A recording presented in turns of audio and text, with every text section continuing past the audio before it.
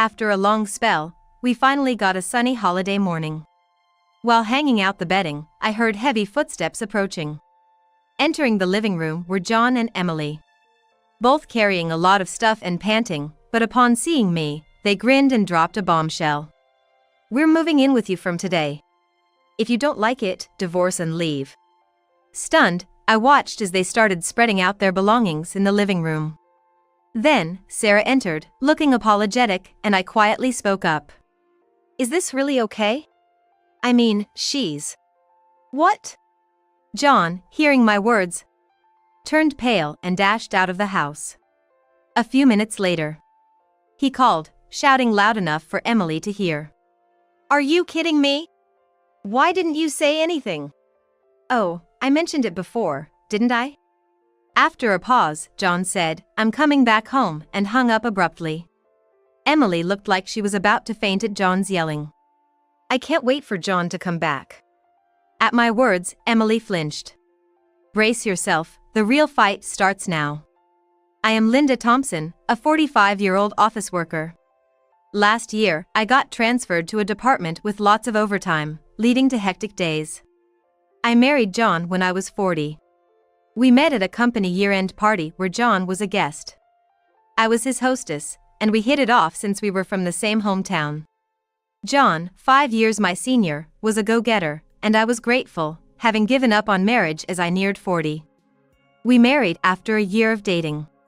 The wedding was simple, as John said it was unnecessary, a decision I now regret. "Hey! You skipped laundry again!" John is a traditional, dominant husband. Despite living alone before marriage and knowing how to do household chores, he believes men shouldn't do them and left everything to me. "I was going to do it tonight. I got home late from overtime." Exhausted and scolded as soon as I got home, I felt even more drained. John, unhappy with my response, started to get angry. "Don't talk back. Who do you think provides for you?" Frankly, I earn more than John. We both knew this when we married and chose to work together. But a year into the marriage, he seemed to forget. Initially, I argued back, but as John's temper flared, I started apologizing quickly to keep the peace. "I'm sorry. It was my fault." "Do you really think so?" "Yes, thank you. Your hard work is what keeps us going." This would satisfy John. And he'd cheerfully go to take a shower. At first, I found his dominant nature manly, but after 3 years, I was fed up. I didn't choose divorce because his parents were wonderful. I would have lunch monthly with his mother, and his father gave me birthday gifts. When visiting them, John was kind and the time was pleasant. My own parents passed away early, so his parents were as dear to me as my own. That's why I hesitated about divorce, but I had my limits. That was Emily, John's sister, living nearby. She's divorced. Apparently due to her infidelity. Since learning this, I've been uncomfortable around her. Emily disliked me too and would badmouth me, even in front of John. John adored Emily and never reprimanded her, often joining in the criticism. Emily, who I've been dealing with, has a daughter, Sarah, with her ex-husband. Sarah looks just like Emily but is the complete opposite in character, a really sweet girl. She visits Emily about twice a month. And every time, Emily brings her over to our place. "Hey Linda, could you feed Sarah some good food? I gotta head out soon." "What? So sudden?" "Just take care of it, okay?" Emily would leave without waiting for my response. And Sarah would always apologize. I couldn't leave kind Sarah alone, so I always ended up feeding her and taking her out. "Thanks for everything, Linda. Did you have fun?" "Yeah, a lot. Can I come again?" "Of course." I couldn't say no to Sarah, who would ask so timidly. Having no kids myself, I'd grown fond of her. But I wondered if it was right for Emily to be absent from Sarah's visits. I decided to ask John. "Hey, isn't it a bit much that Emily's never here when Sarah visits? Couldn't she spend a bit more time with her?" I only had Sarah's best interests at heart, but John didn't take it that way. His face turned red, and he yelled at me like a madman. "Emily's been hurt by the divorce. She's delicate, not like you. And you blame her? No, I just wondered where she goes, leaving Sarah here. It's none of your business. Just shut up and do as you're told. John wouldn't listen to reason, so I dropped the subject. After multiple apologies, he calmed down and started getting ready to go out. I'm stepping out. Where to? That's my business. Just say have a nice day. John stormed out, slamming the door, leaving me alone in the silent room, crying. That's when I seriously started thinking about divorce. I wanted to divorce, but hesitated because of my in-laws. Then, my mother-in-law invited me for lunch. John warned me before I left. Where are you going on your day off? I'm going to have lunch with your mother. Don't bring up Emily with Mom. Why not? I didn't understand the meaning, so I asked him again. Then, John seemed irritated and started yelling. Just don't. Are you that dense? Just go, but don't mention Emily. He pushed me out of the house without waiting for my reply. Confused, I met with my mother-in-law for lunch. Emily's staying with you, right? What? You knew? I'm sorry, dear. My mother-in-law apologized, saying Sarah had told her I was being burdened. Emily's obsessed with a nightclub or casino, and in serious debt. Debt? That's right. It looks like she has quite a bit of debt. I was shocked. Emily always dressed in designer clothes when she visited. I told this to my mother-in-law, who looked even more troubled. We've cut ties with her. You should cut ties too. John's just spoiling her. She revealed that even when Emily's infidelity came out, John blamed it on her ex and even paid off some of her debts. John was overly protective of his sister. I was told that he had taken over debts in the past, which completely opened my eyes. I'm thinking of divorcing John. Sorry to be a bother. That's only right. I'll help you. She held my hand, and I planned my divorce. Thinking of what my mother would be like if she were still alive, I decided to start planning for divorce. Doing everything discreetly to avoid John's notice. I tried to talk to him about Emily's debts, but he wouldn't listen. I lost all affection for him, who yelled at me. With my in-laws' help, I gathered evidence and learned shocking truths. All that was left was to set a date for the final move, and that day came unexpectedly. On a long-awaited sunny holiday morning. While I was airing out the bedding, I heard hurried footsteps. Entering the living room were John and Emily, both loaded with bags, panting heavily. Spotting me, they grinned mischievously and dropped a bombshell. We're moving in with you from today. If you don't like it, divorce and leave. Stunned, I watched as they began spreading their stuff in the living room. Then, Sarah, looking sheepish, followed them in, prompting me to speak up quietly. Is this really okay? I mean, her. What? John, hearing this, turned pale and bolted out of the house. Minutes later, he called, yelling so loudly that even Emily could hear. This is nonsense. Why didn't you say anything? Oh, I mentioned it before, didn't I? After a brief silence, John snapped, I'm coming back, and abruptly hung up.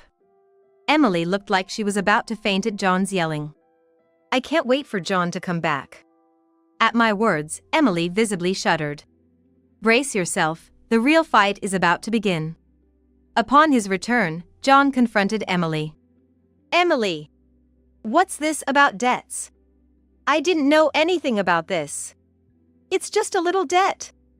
As Emily answered, avoiding eye contact, I couldn't help but chuckle. She glared at me. And I decided to enlighten her. Wow, Emily, having a $300,000 debt and calling it little. I couldn't say that, that's too much for me. Rich people are different. $300,000? Emily looked at me, her face a mix of shock and dismay. But I didn't relent and continued. I continued to talk one-sidedly. I heard your friend recently got married. Looks like he dumped you. I'm not dumped. Once we get this house, he'll come back. And with the money from selling this place. Oh. Realizing she'd spilled her plan, Emily looked at John, regret written all over her face. John, utterly confused, looked back and forth between Emily and me. I told him the harsh truth. Emily planned to kick me out, then you, to sell this house and pay off her debts, and then shower her boyfriend with gifts. What? John stood there, stunned, unable to believe his beloved sister was using him. All lies, then? You said you wanted to live with Sarah, that I'd work and support you both. Hearing John, my head ached. He couldn't support his wife, but planned to support his sister and niece? Emily defiantly responded.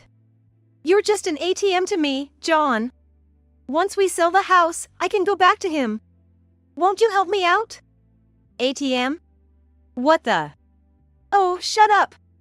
Emily's brazen attitude and John's furious yelling left me out of their equation. Their quarrel was ugly and absurd. It was Sarah who finally spoke up. John, Mom, enough. I don't want to live with you, and I came here today to say goodbye. Sarah! What do you mean?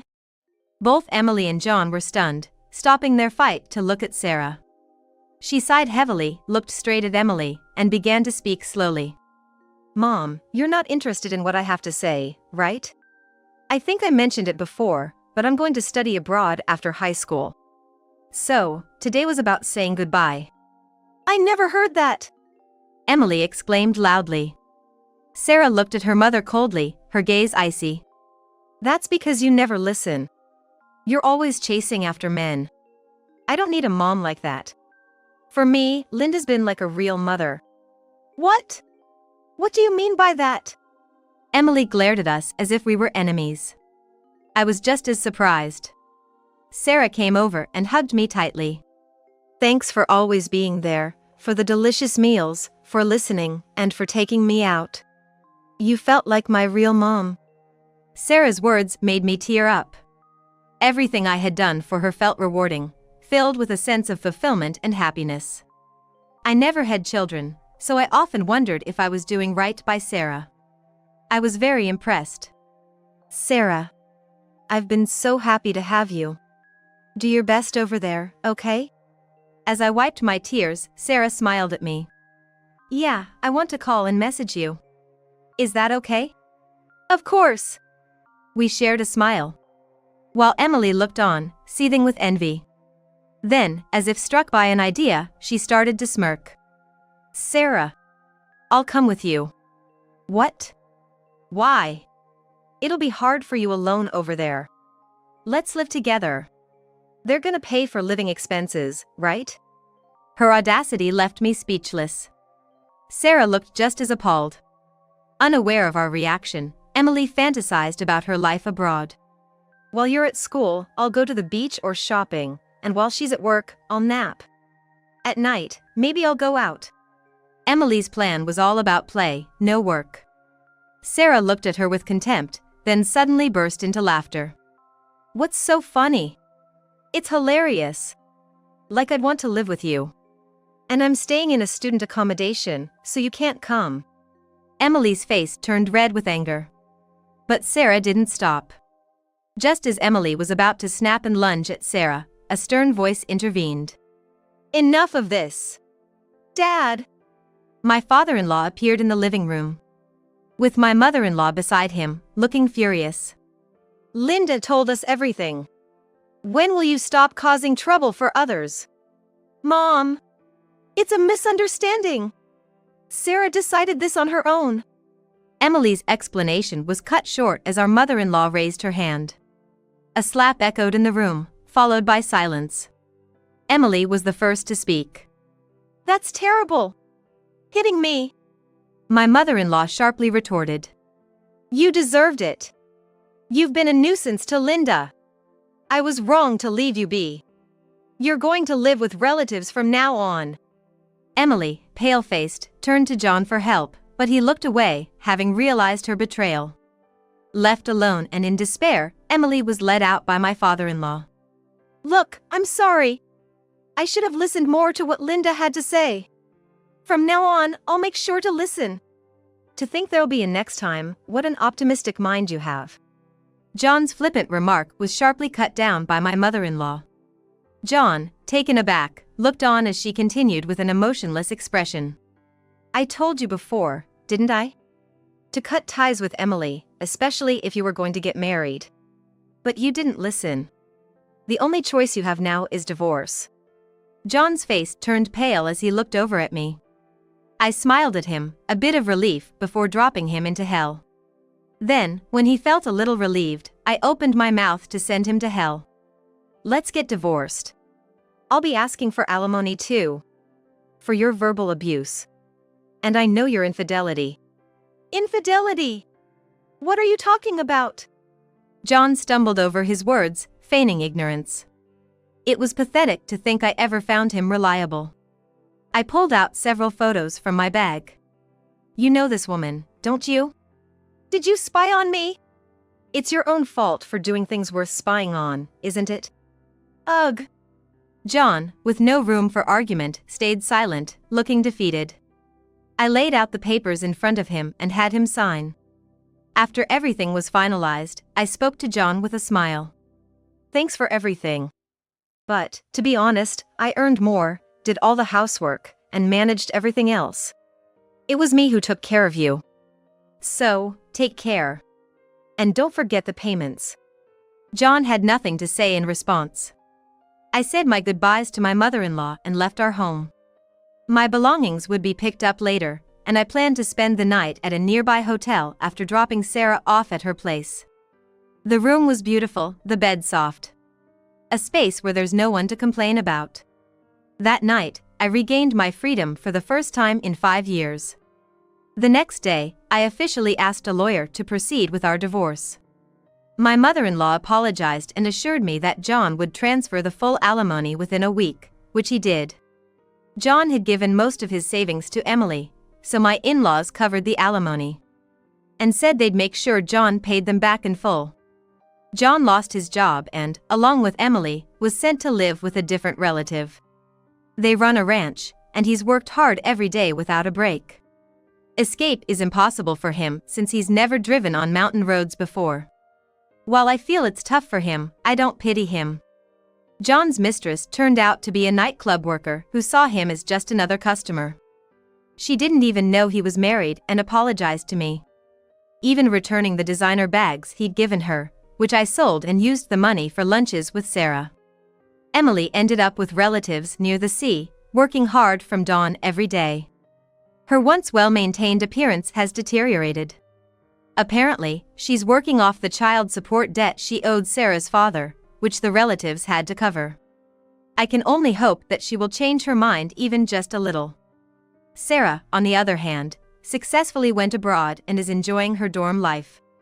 She's made a close friend and plans to bring her to the States during a long break. She asked if they could stay at my place and go sightseeing, which I happily agreed to. As for me, life is busy as usual. But so much better without someone complaining all the time. That alone makes me feel quite different. Although my life is busy, I am spending a very fulfilling life. I've even started seeing Sarah's father, a kind man with similar interests. He was a very nice guy and we exchanged contact information. As we kept talking about Sarah, we started going out together. We shared hobbies and tastes, so just being with him makes me feel at ease.